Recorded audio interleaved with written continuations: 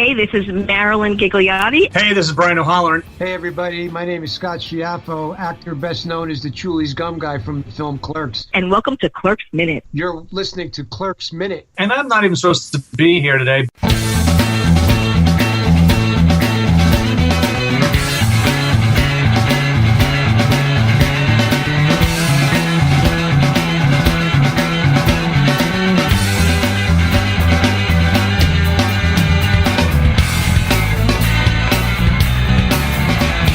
Hello everyone and welcome to Clerks Minute, the show where we break down the 1994 Kevin Smith classic, one manifestation of a subconscious desire minute at a time. Kaya, how you doing? Oh, I'm tired, but...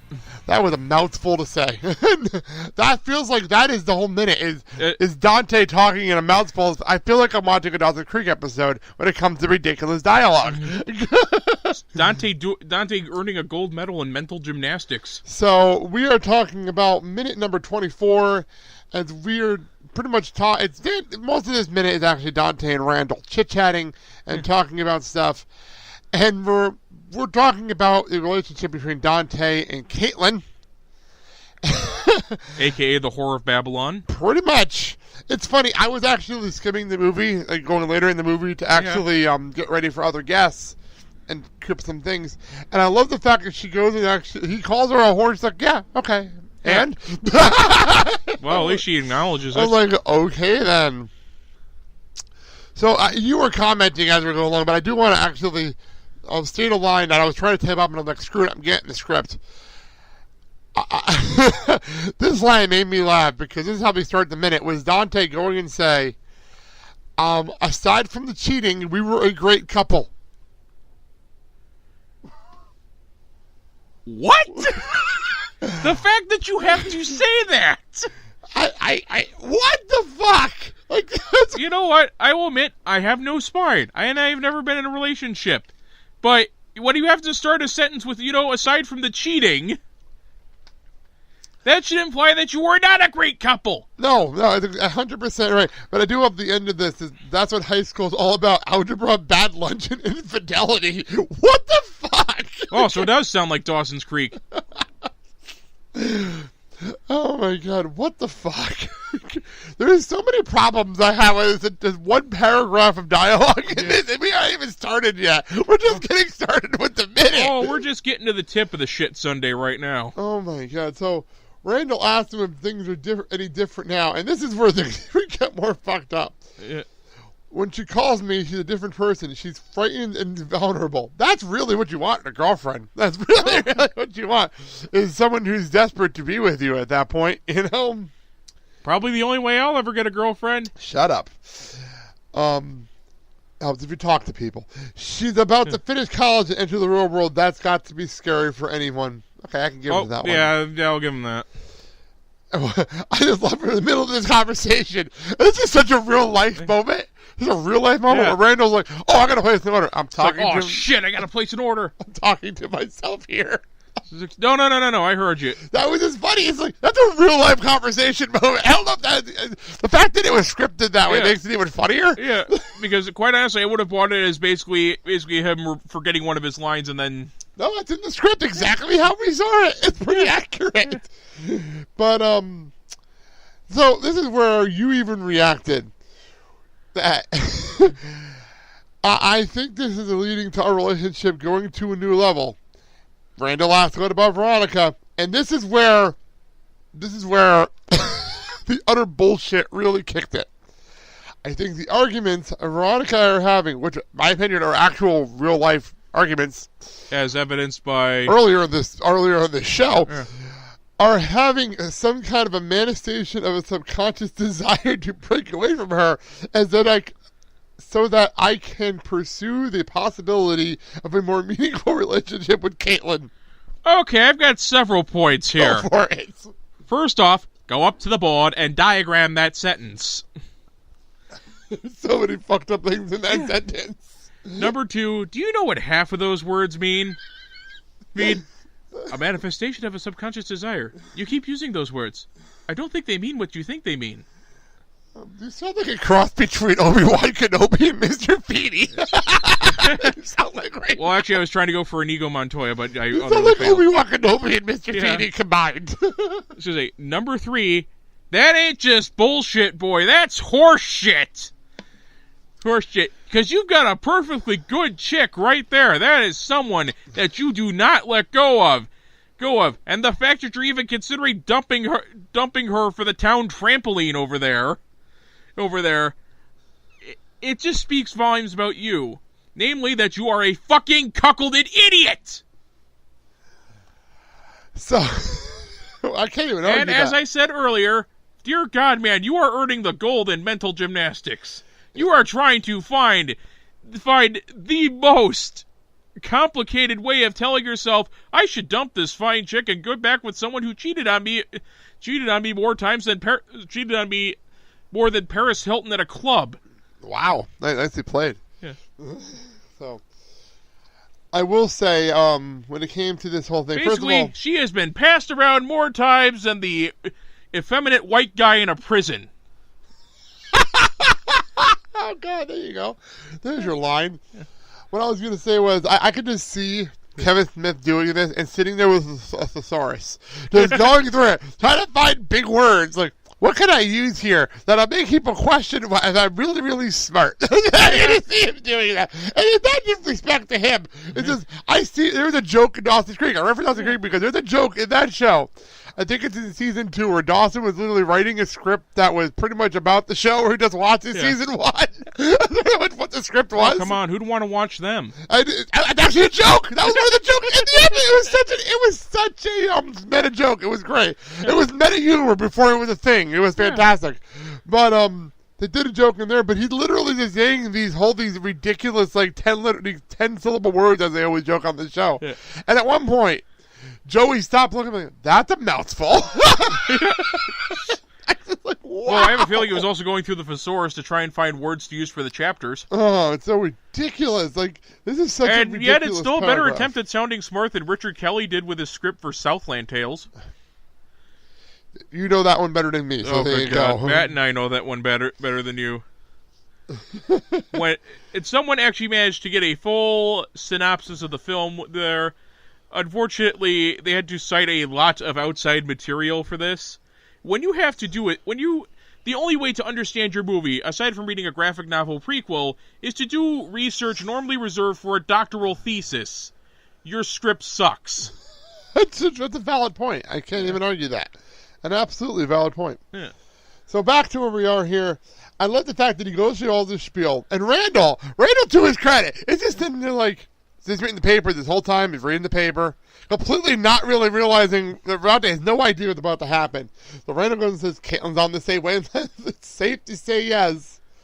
I think all 4 of you had better sit down and talk it over. Although I do think that he knows this and he's just waiting to spring this on us. It really is. It's one of those moments. It's like one of those. It's like one of those where you just go, "Oh, you fucking idiot!" You have no idea what the fuck's I'm about to tell you. Yeah. So he goes and says, "For all 4, you, Veronica, Catlin," and then sets the paper down. Caitlin's fiance. And the look on Dante's face, like, "Oh fuck, oh fuck." I did not know this. Let's see you talk your way out of this one there, goatee. Yeah, it's one of those moments. It's like, oh, fuck, I'm in trouble now.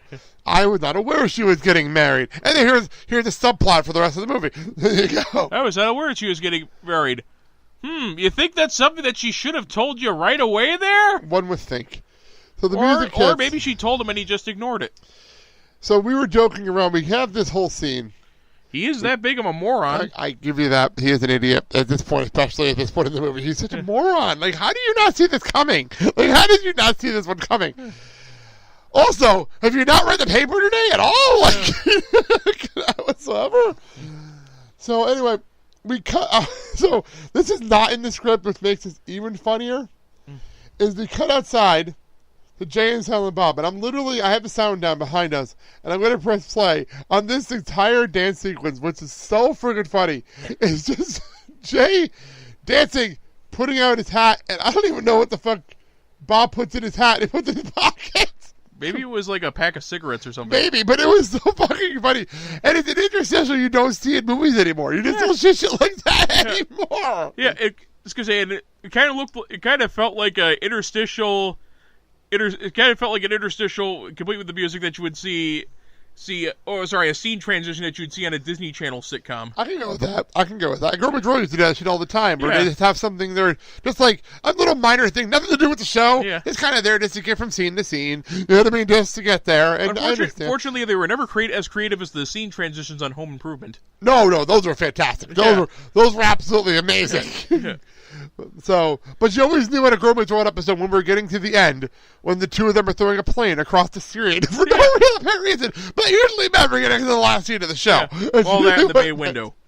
Well, it wasn't at the bay window. They were just standing outside of the throwing a paper airplane. Yeah. It made no sense. None of it made any sense. But yeah, Jim, I could just see them being like, Jay, just dance. Yeah. Just dance. The question, that's his dance for He's just holding his hat out like he's busking in the London Underground. You can totally see that was improv because Kevin looked at him, he's like, oh, whatever. Whatever. It's this fantastic moment. Yeah. And then we cut to the video store. Randall's going to make that order that he so elegantly mentioned in the middle of this conversation before. And by the way, I just love the fact that all the tapes are in nice black cases. Yeah, I haven't seen a setup like this in a long time. I've never really seen a setup like that, period. They're normally you either have them in the branded store case like Blockbuster and Planet Video, or like in the grocery store, like a Pick and Save, the one nearby us used to have a video store. So we actually got several of my DVDs there because they're selling the used stock. They used to have them in like little transparent plastic cases. I don't know. Is this the first time we've been in the video store officially? I think, yeah. I think it's the first time we've actually been inside the store in this movie. And I'm sorry, going out of order for a lot of these episodes it's fine. Screws with you. I think I think this might be the very first time we're actually inside the store. Because we've been outside the store a lot. I think it's the first time we've actually been in the store. And I'm actually looking around. It's actually a cool little setup, I'm not going to lie. But you're right, the black boxes does throw you off. And that's a lot of fucking shelves. Kind of makes it look like they're running a bootlegging operation. Like that Ghost Rider episode. Yes! Absolutely! Well played. Maybe their boss is played by Max Wright. I'm just trying to... We'll definitely analyze the background here a little more when we get to the next minute. But it's a nice little setup here. So Dante will get framed for trying to burn the video store down? Oh, jeez. Oh, my God. You went there. And we have... we'll talk more about this. Wait, what is the back of the... I love the fact that the back of her jacket says BUM equipment. Bum equipment. Yeah. Bum. I will look that up. Actually when we get to the next minute. Because this definitely bleeds over into the next minute. But it sets up. Quite possibly the scene that this movie is known for. Especially one of the scenes. Especially in the video store, though. One of the scenes in the video store that everyone remembers. Yeah. But she goes and says, I'm looking for Scrappy the hero pup. Happy Scrappy Hero Pup. Oh, fuck. Yeah. You have no idea what's about to happen in the next minute. And you also have no idea how much your therapy bills are going to be for the kid. Exactly. So we will get into that. Happy Scrappy Hero Pup? So we have Scrappy Doo with superpowers? No, I was thinking about that. I'm like, what the fuck is Happy Scrappy Hero Pup? And speaking of which, my opinion here, yes, I found Scrappy insufferable with his original voice actor, but when they switched voice actors for some reason... He actually became a lot more tolerable, especially since they actually started putting in consequences to his actions. Oh, well, there you go. By the way, I just want to make a note. Happy Scrappy Hero Pup, not a real show, but you can get a T-shirt. Yeah. I'm not joking. There is a Happy Scrappy Hero Pup T-shirt right here. Yeah. Complete with eye patch. Oh, sweet. With a cute little eye patch. Looks like Spot the dog with an eye patch. That's what it looks like to me. Spot from the children's books? Yeah, that's what it looks like. Spot the dog with an eye patch. So, all right, we'll get into all that in the fun video phone call in the next minute. Wow, this is going to be a fun one. But let's wrap things up here. Thank you all for listening. We're a part of the Filling the Void Podcast Network on iHeart, Spreaker, Apple Podcasts, Google Play, Stitcher, Player FM, TuneIn Radio, everywhere you can find us. Facebook, Twitter, Instagram, at Clerks Minute, and rate and review the podcast. Also, Patreon.com/Clerks Minute. We're going to be talking about the cartoon series, animated series, show by show, monthly Find out more information at the Patreon at patreon.com/clerksminute. And also find our Facebook community, and we will add you if you find us. It's a closed community, mainly so we